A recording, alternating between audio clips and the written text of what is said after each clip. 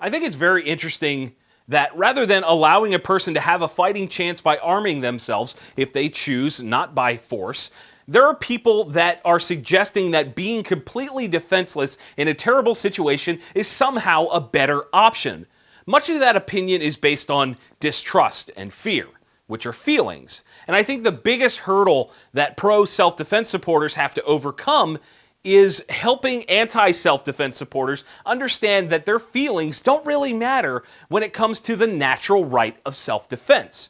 We, as a community, are not forcing gun ownership by any means. Why force us to follow your belief structure? Why not say, you know what, that's none of my business, because one day that guy that you don't trust or that has a life-saving tool of which you have an irrational fear may just be the person you need in a time of desperation.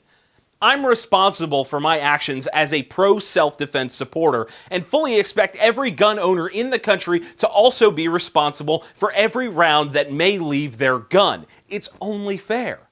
Yet somehow, there are those that do not trust the fact that my conscious decision to strap a firearm to my waist was an understanding that I may have to use that firearm, and therefore I am responsible. Every day you drive down the road with cars that are coming the other way and anywhere between 25 and 70 miles an hour normally, and you don't think twice about the fact that one stray car could end you. Why? Because you have an understanding that accidents happen and hopefully nothing bad happens to you when you leave the house. How can we not translate this expectation to the expectation for firearms ownership? The community promotes proper training now more than ever, but somehow that's not enough for people. Somehow that grants labels such as right-wing gun nut or anti-government militia member instead of upstanding American citizen willing to go the extra mile because they understand that they are personally responsible for themselves.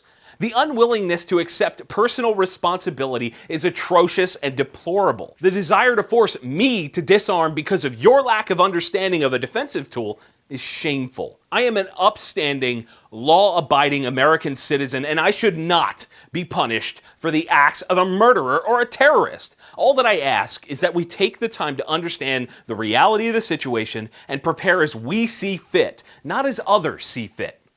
Thank you. My name's John Patton. I'm the owner of the Gun Collective.